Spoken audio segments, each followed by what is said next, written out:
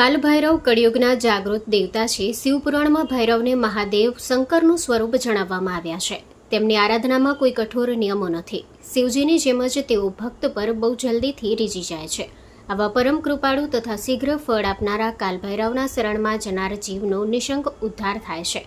ગીર સોમનાથ જિલ્લાના વડામથક વેરાવળ શહેરમાં સમસ્ત ભોઈ સમાજ હોળીના તહેવારમાં શારદા સોસાયટી ખાતે વિવિધ પથ્થર, માટી, વાંસ, કાગળ સહિતની વસ્તુઓનો ઉપયોગ કરી શિવના રુદ્ર સ્વરૂપ એવા કાલભૈરવ દાદાની 30 ફૂટ ઊંચી વિશાળ મૂર્તિ બનાવી છે.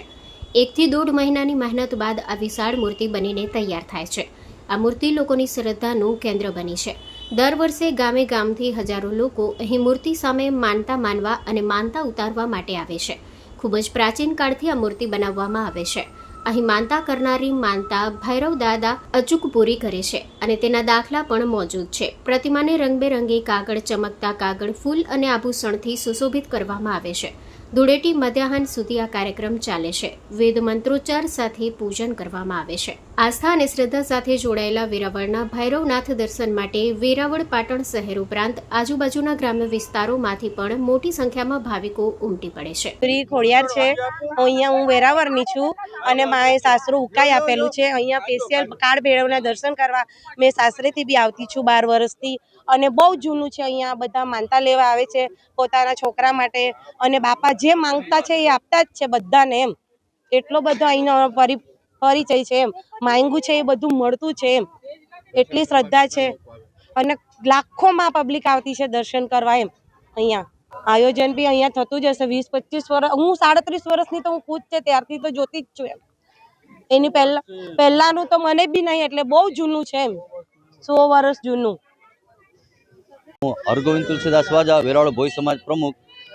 આપ સર્વ ધર્મપ્રેમી જનતાને હોળી અને ધૂળેટીના પર્વની હાર્દિક શુભકામનાઓ આપું છું. આ સાથે જ આપણા ગીર સોમનાથ જિલ્લાની અંદર બનતા કાળભૈરવ પ્રતિમા દર્શન જે અમારા ભોઈ સમાજ દ્વારા વર્ષોની પરંપરાગત મુજબ બનાવવામાં આવે છે, જે આદિકાળ એટલે કે લગભગ 350 વર્ષથી તો અમે અમારા બાપદાદાથી સાંભળતા આવીએ છીએ અને 105 વર્ષ જૂનો જે ફાનસ યુગનો અમારી પાસે ફોટો પણ ઉપલબ્ધ છે, જે 105 વર્ષ જેવું એને થવા જઈ રહ્યું છે. અમારી સમાજની આ પરંપરા છે કે અમે દર વર્ષે ઇકો ફ્રેન્ડલી અમારા કાળભૈરવ દાદાની પ્રતિમા બનાવીએ છીએ અને આ કાળભૈરવ દાદાની પ્રતિમા બનાવવા માટે અલગ અલગ ટીમોનું ગઠન કરવામાં આવે છે.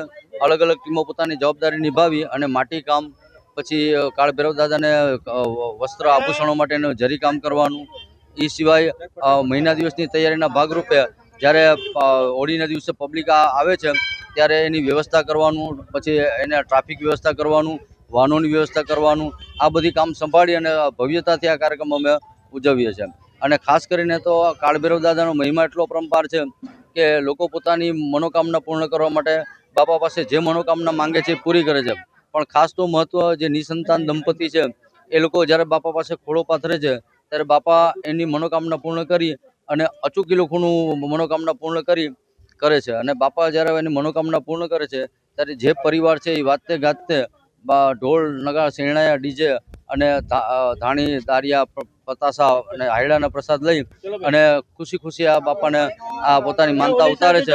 અને ખાસ કરી અને જે લોકોને મનોકામના નવી લેવાની હોય એ લોકો પણ ખોળો પાથરે છે અને બાપા ભવિષ્યમાં એની મનોકામના પણ પૂર્ણ કરે છે. તો આ સાથે જ આપણા ધર્મપ્રેમી જનતાને આ ગીર સોમનાથની અંદર બનનારા ભોઈ સમાજ દ્વારા કાળભૈરવ પ્રતિમાના દર્શન કરવા માટે આપ સૌને વેરાવળ ભોઈ સમાજ અપીલ કરે છે અને આ દર્શનનો લાભ લઈ ધન્યતામાં બાપાના કાળભૈરવ દાદાના આશીર્વાદ રૂપ લ્યો. ખાસ કરીને આ કાળભૈરવ દાદા એ ભગવાન શિવનું એક સ્વરૂપ છે કે જે 64 જોગણીઓમાં જે કાળભૈરવ હોય છે એ દરેકનું સ્વરૂપ છે. એમાં કાળભૈરવ છે એનું વિશેષ મહત્વ છે. એટલે આપ સર્વ ધર્મપ્રેમી જનતાઓને આ કાળભૈરવ દાદાના દર્શન કરવા અમે જ્ઞાતિઓથી જાહેર અપીલ કરીએ છીએ. ધન્યવાદ.